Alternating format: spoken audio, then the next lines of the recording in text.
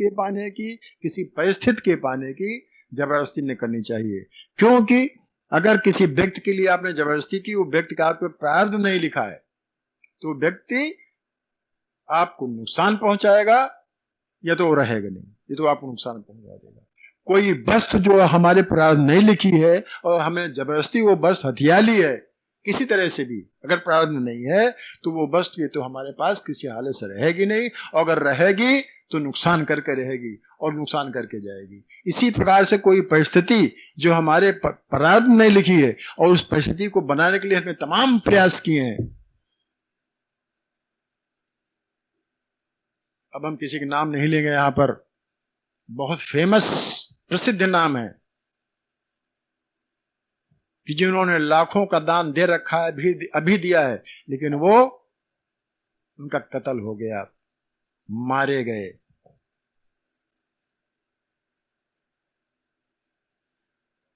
तो पहाड़ के बारे में तमाम निकलता है।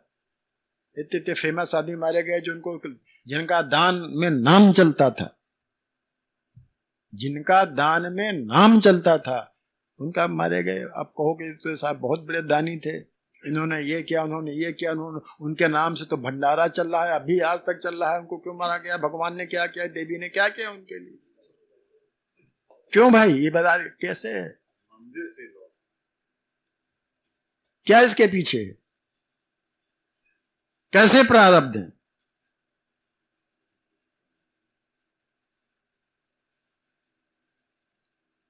उदाहरण है कुछ, आप आंख फैला के देखिए, अनेक प्रकार के आपको उदाहरण मिल जाएंगे कि हमने प्रारब्ध के साथ खिलवाड़ किया है,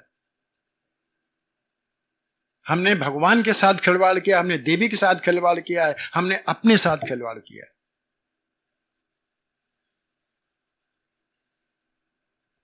और उसका नतीजा तो मिलना ही है, फल तो मिलना ही मिलना है। और इसीलिए बार बार नीतिकार कहते हैं कि रहमन चुप है बैठिए देख दिनन को फेर। आगाह करते हैं लोग, संत लोग, बड़े लोग, बुजुर्ग लोग आगाह कर गए हैं कि रहमन चुप है बैठिए देख दिनन के फेर। जब इस क्यों कहा? इसीलिए कहा कि प्रारब्ध का वक्त, प्रारब्ध का समय है, प्रारब्ध से हम प्रेरित थे, चुप होकर बैठ जाओ। जब प्रारब्ध में है तुरंत होकर रहेगा, फिर उसको कोई टाल नहीं सकता। ठीक है ना? तो ये तो हो गई। अभी तो बहुत सी बातें प्रारब्ध के बारे में कहनी है, लेकिन हमने वादा किया था कि हम 10 बजे समाप्त कर देंगे। तो अगर आप बैठना चाहें तो, अगर आप जाना चाहें तो चले जाएं, अगर बैठना चाहिए कहीं हम समाप्त कर दें, क्योंकि हमने हमारा वादा था आज हम 10 बजे बंद कर देंगे। आपको भी जाना है, आपको भी जाना है। और अभी हमें ये बताना है, बहुत अच्छी बात बतानी है, हमें ये बताना है, बहुत सुंदर बातें बतानी है परमात्मा के संबंध में, कि हम तो अभी तक जान ही नहीं पाए कि परमात्मा है क्या। अभी तक हमने परमात्मा को शायद ये समझा हो कि कहीं जैसे दूसरे लोग समझे 7वें आसमान में बैठा हुआ है, या परमात्मा कोई आदमी होगा, या परमात्मा कोई ऐसा विचित्र जीव होगा, इस प्रकार के। और इसीलिए हम अनेक प्रकार की साधनाएं किया करते हैं, लेकिन क्या कुछ गड़बड़ी ऐसे हो जाती है कि परमात्मा को स्वरूप को जो हम समझ नहीं पाते और साधना आरंभ कर देते हैं। जैसे कि रास्ता हम जानते नहीं, अमीनाबाद को चल दिए तो भटकना तो पड़ेगा ही। हमने आपको उदाहरण दिया था ना एक बार, अगर रास्ता नहीं मालूम है और चल दिए, अब जाना अमीनाबाद, रास्ता नहीं मालूम, किसी से पूछा उसने गलत बता दिया तो गलत रास्ते चले जा रहे हैं, हम मलबे नहीं। और अगर अपना मालूम तो सीधे पहुंच जाएंगे।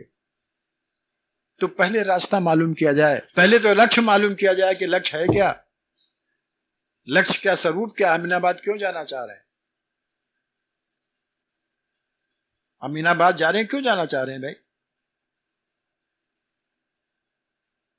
तो हमने ये अनुभव किया, बहुत दिन से अनुभव कर रहे हैं परमात्मा के स्वरूप को, आपसे बातचीत करें कि परमात्मा क्या स्वरूप है और क्या स्वरूप हमारे हृदय के अंदर अभी वर्तमान है और क्या स्वरूप होना चाहिए, क्या स्वरूप है, क्या स्वरूप संतों ने कहा है, परमात्मा का कौन स्वरूप शास्त्रों ने कहा है,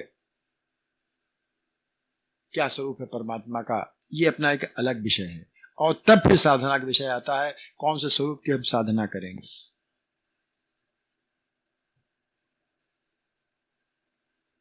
ये एक लंबा चौड़ा विषय है और अगर आप अनुमति देंगे और रुचि लेंगे तो बहुत अच्छा विषय है। और ये भी हम इसलिए बताना चाहते हैं, बहुत सी बातें इसलिए आपसे कह दिया करते हैं कि परमात्मा के संबंध में लोग पूछ बैठते हैं अक्सर, परमात्मा दिखाओ, अगर है तो दिखाओ। जैसे उसने कहा था लड़के ने, आपके यहाँ था वो हवन था, हाँ इनके यहाँ हवन था, आपके यहाँ गौघाट पर हवन था, गौघाट में रहते थे तो हम लोग गए, आप भी तो थे वहां पर, आप भी गए हुए थे। तो वो लड़का आया इनका, वही जो खो गया था, तो वो आया और आते आते हमको पता नहीं था, उसने हमारे पैर छुए, में कहा क्या बात भाई कौन हो, तो वो साथ बोला कि तो आप वहां मिले थे हमको फलाने शहर में, वहां से आप हमको यहाँ पकड़ के लाए हो। तो हमने कहा हम मिले होंगे भाई, वो खो गया था लड़का, भाई उसी की बात बता रहे हैं। कल आप तो हमें वहां मिले थे, आप यहाँ हो, हमने कहा हाँ हो सकता है भाई। तो उसने कहा छूटते का परमात्मा दिखाओ, भगवान दिखाओ। अब बताओ, अब कोई जेब में रखे हो तो दिखा दे ये भगवान है,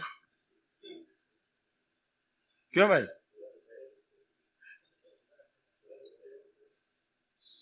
जेब में रखे हो भगवान तो दिखा देंगे भाई ये भगवान है।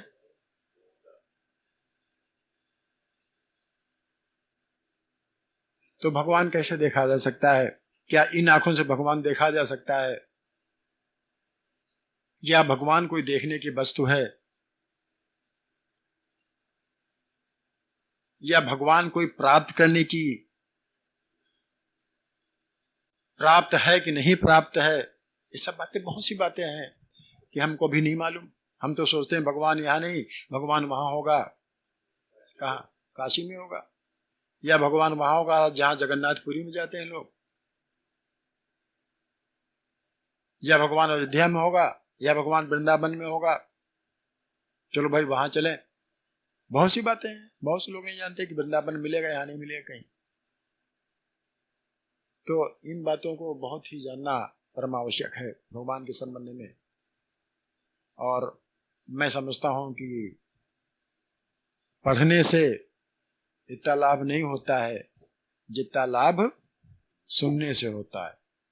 आप लोग पढ़ते होंगे, हम नहीं कहते आप पढ़ते नहीं, आप पढ़ते हो, जानते हो, सत्संग जाते हो, समझते हो। लेकिन कुछ सत्संग भी ऐसे होते हैं कि बड़ी परेशानी उठानी पड़ती है। एक सत्संग में हम पहुंच गए, हमारे साथ 2-3 लोग और थे वहां, हैं? हाँ, वहां ऐसा सत्संग था, वो परमात्मा को सर्वव्यापी नहीं मानते। वो कहते हैं क्या परमात्मा को मारता है? वो चित्र बने हुए थे वहां। अब एक आदमी को मार रहा था, या एक आदमी मछली को मार रहा था, या एक मगर किसी को खा रहा था, वहां चित्र बने हुए थे। और निकाल क्या परमात्मा को मार रहा। इस प्रकार के भी सत्संग है। अधूरी बात मालूम है और दूसरे लोगों को भ्रमित कर रहे हैं।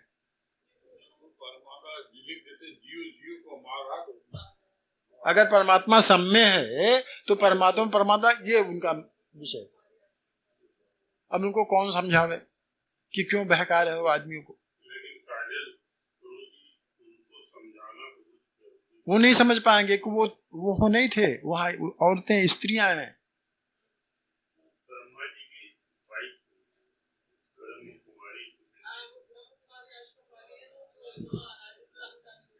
हाँ, ये हमारे ब्रह्मा नहीं है, वो दूसरे कोई ब्रह्मा है, वो पायजामा कुर्ता पहने वाले ब्रह्मा है।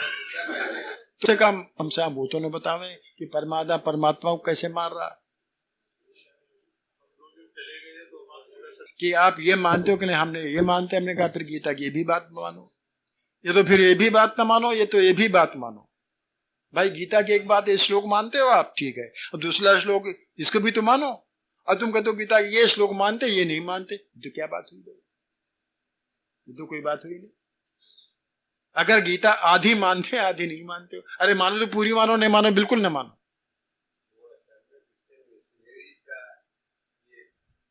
तो हम इसलिए हाँ ज्यादा कि पूजा किसे कहते हैं और कैसे करनी चाहिए। कुछ लोग यहाँ नए हैं, अभी से आना आरम्भ किया है, तो उनको थोड़ा दिक्कत जरूर होगी, क्योंकि विषय वही चल रहा है कई साल से।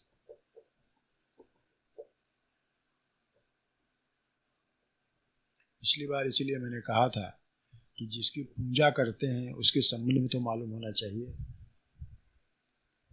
जिसकी पूजा करते हैं उसके संबंध में तो मालूम होना चाहिए, या जिसकी साधना करते हैं उसके संबंध में तो मालूम होना चाहिए, या जिसकी उपासना करते हैं उसके संबंध में तो मालूम होना चाहिए।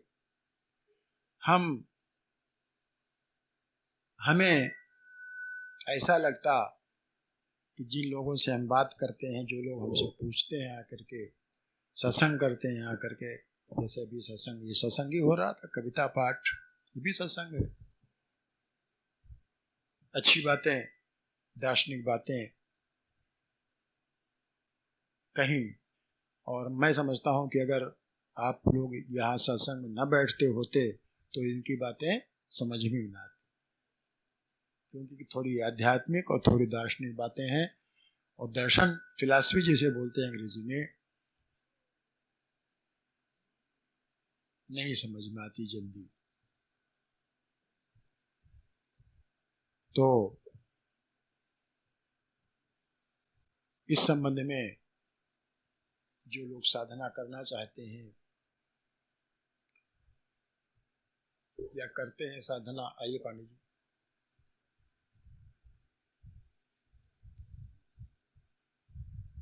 तो पहले तो ये मालूम होना चाहिए कि जिसकी हम साधना करने जा रहे हैं या साधना कर रहे हैं, जिसकी पूजा कर रहे हैं, वो है कौन और क्यों कर रहे हैं पूजा, उसकी क्यों साधना कर रहे हैं। यह बात पिछली बार हम आपसे कर रहे थे। तो बाबूजी हमारे टंडन जी अक्सर पूछा करते हैं हम क्या करें, कौन सी साधना करें, कैसे साधना करें। ये कहीं जा रहे थे कुछ दिन पहले, कहीं से एडवर्टाइज हुआ था। हाँ, कहाँ था, कहाँ जा रहे थे आप? कहीं एडवर्टाइज निकला था, नासिक। हाँ हाँ, ठीक है, अच्छा है, लेकिन मैंने किसी कारणों से वहां जाने के लिए इनसे रोक दिया। एक तो कारण ये था, कुछ अवस्था इस प्रकार की है कि बाहर रहना, वो भी अकेले, बड़ा मुश्किल है इस अवस्था में। दूसरे, साधना अगर करना है तो घर पर भी हो सकती है, कोई आवश्यक नहीं कि वो नासिक में हो, नासिक में हो, नासिक समझे, नासिक में हो या हरिद्वार में हो। ये है कि ऐसे स्थानों पर जाकर थोड़ा शांति मिलती है, लेकिन अगर मन में अशांति हुई तो वहां भी शांति नहीं। हरिद्वार जाए, जंगल जाए, और वहां अगर मन में शांति नहीं है तो वहां भी शांति नहीं हो, फिर वही ध्यान लगा रहता है घर का। तो इसलिए मैंने मना कर दिया, भाई वहां ना जाओ, जो कुछ करना है हम यही कराएंगे। तो सबसे पहली बात यही है साधना करने की कि अपने को साध लिया जाए। आप सुबह उठने लगे हैं, वहां भी यही होता है, सुबह उठना होता है, आप भी सुबह उठने लगे हैं, और उसके बाद सात्विक भोजन, वहां भी हमने कुछ बताया था, अपने हमें याद है, वहां भी था और यहाँ भी सात्विक भोजन के लिए हमने कहा है, सात्विक भोजन करते हैं। तो जो दिनचर्या वहां थी वो दिनचर्या हमने यहाँ प्रारंभ करवा दी है। और बड़ी बात साधना में ये है कि साधना आप किसकी करते हो? अपने जीवन की साधना है, हम अपना जीवन साध रहे हैं, या हम संसार प्राप्त करने की साधना कर रहे हैं, या हम परमात्मा प्राप्त करने की साधना कर रहे हैं। इतनी प्रकार की साधनाएं होगी। पूजा अर्चना करने जाते हैं तो हम अपने लिए पूजा अर्चना कर रहे हैं भगवान की, अपने जीवन के लिए कर रहे हैं, या हम संसार पाने के लिए कर रहे हैं। हम पूजा करते हैं भगवान 10 रुपए प्रसाद चढ़ाएंगे, अगर ऐसा हो जाए इसके लिए पूजा कर रहे हैं। भाव अंदर क्या होते हैं? या फिर इसके लिए पूजा करते हैं कि हम भगवान प्राप्त कर लें, भगवान हमको मिल जाए, ऐसी साधना या पूजा। तो क्या जो भी भाव, 3 प्रकार के भाव हमने बताए, इन तीनों प्रकार के भावों में तो जिस पद्धति से हम पूजा कर रहे हैं, जिस पद्धति से हम साधना कर रहे हैं, क्या उस पद्धति से ऐसा संभव है? ये प्रश्न। क्योंकि गोस्वामी जी ने कहा है कि जाने बिन न होए प्रतीति और बिन प्रतीत होत नहीं प्रीति।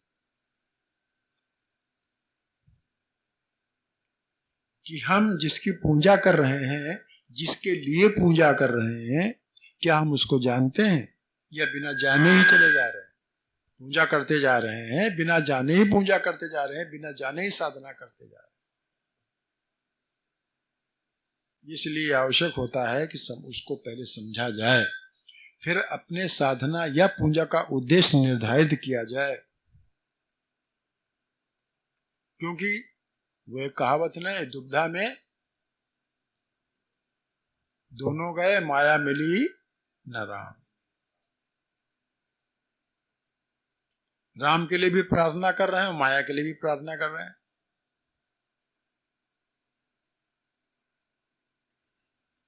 गोपियां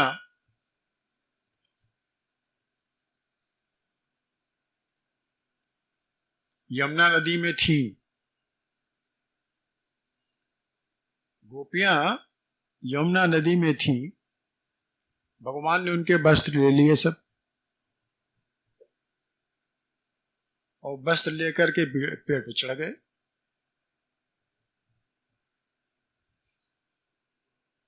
हाँ, गाड़ी बोली, वस्त्र सब ले लिए। क्या खिलवाड़ सूझा उनको? मात्र 8 साल की अवस्था भगवान कृष्ण की, मात्र 8 साल की अवस्था, और वो गोपियों के वस्त्र लेकर के पेड़ पर चढ़ गए। मात्र 8 साल की अवस्था, क्योंकि 10 साल के 11 साल की अवस्था में चले गए मथुरा। तो उनका 8 साल की अवस्था में गोपियों के प्रति दृष्टिकोण कोई वैसा तो था नहीं, किसी बालक का नहीं होता। 8 साल कम से कम अवस्था में गोपियों को जब होश आया, जैसे हम लोग अभी बेहोश हैं, होश नहीं, हम लोग भी अभी बेहोश हैं। अभी हम इस संसार रूपी समुद्र में नहा रहे हैं, होश नहीं है।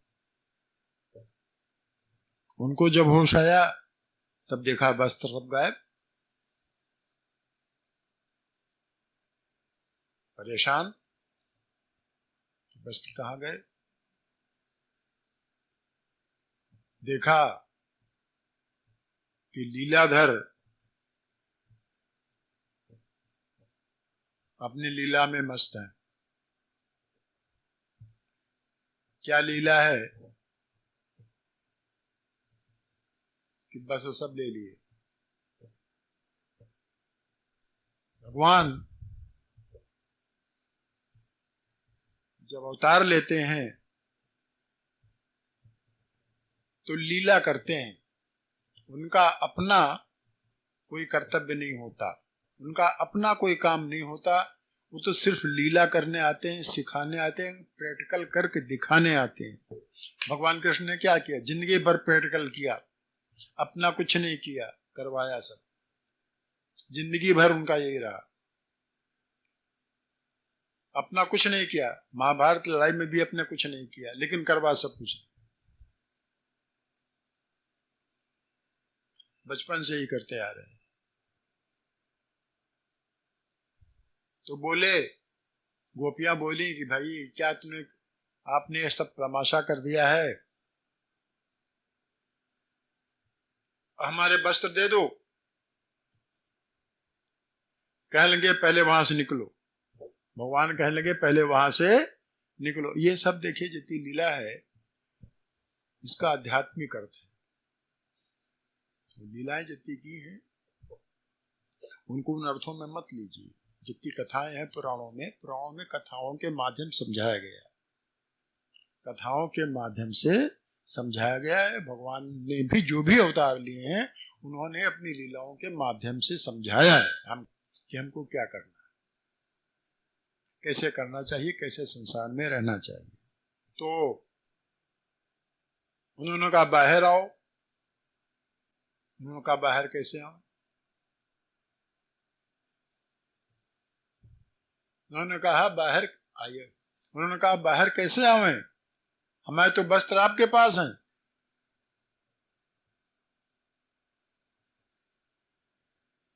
कल तो दो में से एक ही बात हो सकती है, दो में से एक ही बात हो सकती है, या तो उसी पानी में खड़ी रहो, या तो बाहर निकल लगा के वस्त्र लो। दो में से एक ही बात हो सकती है। मतलब या तो संसार को चाह लो, या तो भगवान को चाह लो। या तो पानी में ही खड़ी रहो, अर्थात संसार ही में डूबी रहो, संसार से लिखा है डूबी रहो, ये तो फिर हमको ही पाल। दोनों एक साथ नहीं चलेंगे। चना चबाना और बांसुरी बजाना एक साथ नहीं हो सकता कि चना भी चबाते जाओ कहो बांसुरी भी बजाएंगे, साथ नहीं हो सकता। गोस्वामी जी में ऐसे कुछ लिखा है, एक का है,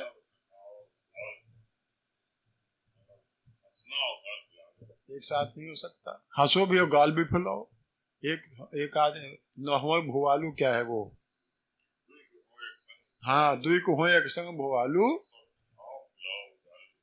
हंसो भी और गाल भी फुलाओ, एक साथ कैसे हो सकता है? नहीं हो सकता। दो, ये तो गाल ही फुला लो, ये तो हंस ही लो। चना ही चबा लो, ये तो फिर बांसुरी ही बजा लो। दोनों काम साथ नहीं हो सकते।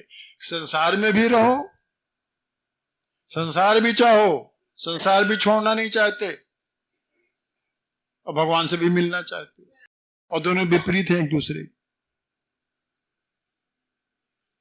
दोनों के रास्ते अलग अलग हैं। संसार का रास्ता अलग, परमात्मा का रास्ता अलग। और हम ये चाहते हैं कि संसार में भी रहे और परमात्मा से भी नाता जोड़े हैं। कहा नहीं, संसार से नाता छोड़ो, यमुना जी से, मतलब पानी से निकलो बाहर, तब तो हमारा सानिध्य हो सकता है। और ये कपड़े जो चाहे, कपड़े क्या है? आवरण, आवरण है। जब तक माया का आवरण रहेगा, माया का आवरण ओढ़े रहेंगे, तब तक परमात्मा से मुलाकात नहीं हो सकती। माया ही ऐसी वस्तु है, पर्दा है माया का पड़ा हुआ भगवान का हमारे बीच में, और कोई दूरी नहीं है। हमारे और परमेश्वर के बीच में, परमात्मा के बीच में कोई दूरी है ही नहीं। परमात्मा से निकट कोई हो ही नहीं सकता। सबसे निकटतम अगर कोई है तो परमात्मा हमारे है। दूरी का है कि है पर्दे की, सिर्फ एक पर्दे, माया का पर्दा, माया हटा, भगवान सामने। गोपियां बाहर आई, संसार छोड़ा, संसार से मोह छोड़ा। संसार छोड़ा मतलब संसार से मोह छोड़ा। भगवान ने वस्त्र दे दिए, पूर्ण समर्पण हुआ। भगवान चाहते हैं पूर्ण समर्पण। संसार का मोह त्यागो, पूर्ण समर्पण करो। मोह को कहाँ ढूंढो बंदे, मैं तो तेरे पास में। कहाँ ढूंढने जा रहे हो? भगवान परमात्मा तुम्हारे पास में है। आवरण हटाओ, संसार के प्रति मोह छोड़ो, एकदम समर्पण होकर भगवान के सामने आओ। भगवान तुम्हें अपना ही रहा है, पहले से अपना रहा है। तुम खुद भगवान से अलग हो गए। भगवान परमात्मा हमसे अलग नहीं हुआ, हम परमात्मा से स्वयं अलग हो रहे हैं। परमात्मा से बुला रहा है। और फिर वे वस्त्र क्या हो गए? वो वस्त्र प्रसाद हो गए। जो वस्त्र दिए थे वो वस्त्र नहीं रह गए, वस्त्र लौटाए वो प्रसाद हो गए। जो चीज भगवान के हाथ में चली गई, भगवान के पास चली गई, उनका दिया हुआ सब प्रसाद ही हो गया। डबल फायदे में रही गोपियां, डबल फायदे में रही। एक तो पूर्ण समर्पण, और दूसरे फिर भगवान ने जो दिया वो प्रसाद रूप हो गया। तर गई, भगवान को प्राप्त कर लिया। आख्यान है, दृष्टांत है। तो या तो फिर संसार में रह लो, संसार का मोह प्याल लो, या फिर भगवान को चाह लो। क्योंकि दोनों की वृत्तियां, दोनों के लक्षण अलग अलग है। ठीक है भैया? तो हमने ये कहा था, अब वो आ गए हैं सुनने वाले, हमने ये कहा था कि साधना जब करते हैं तो पहले जिसके बारे में करते हैं उसको तो जाने। ऊब तो नहीं रहे बेटे, वो कहानी सुनाना शुरू करें। है? काहे नाक से सुगंध सूंघते हैं, सुगंध नाक से सूंघते हैं, लेकिन सुगंध दिखाई नहीं देती। सुगंध का अस्तित्व तो है, सुगंध अनुभव तो हम कर लेते हैं, लेकिन सुगंध हमें दिखाई नहीं देती। कि दिखाई देती है? नहीं दिखाई देती। लेकिन ये कहें कि सुगंध है ही नहीं, ये नहीं हो सकता। सुगंध है, क्योंकि सुगंध हमारी नासिका अनुभव कर रही है। बहुत ध्यानपूर्वक सुन के जो हम बातें कर रहे हैं, हम जो बात बोल रहे हैं ये आप कानों से सुन रहे हैं। शब्द का कोई स्वरूप, शब्द आप देख नहीं सकते, शब्द आप सुन सकते हो, लेकिन शब्द का अस्तित्व है। अच्छा संगीत अभी होने लगेगा तो अच्छा संगीत तो आप सुन पाओगे, संगीत का अनुभव कर लोगे, लेकिन कहो संगीत देख लें तो संगीत दिखाई नहीं देगा। सिर्फ कान अनुभव करेंगे संगीत का। जबान अगर मिर्चा रख जाएगा जबान पर तो बहुत कड़वा लगेगा। मिर्चा तो दिखेगा लेकिन कड़वापन नहीं दिखेगा। मिर्च तो दिखेगी लेकिन मिर्च जो कड़वापन है वो दिखेगा नहीं, बल्कि अनुभव होगा। किसको अनुभव होगा? जबान को।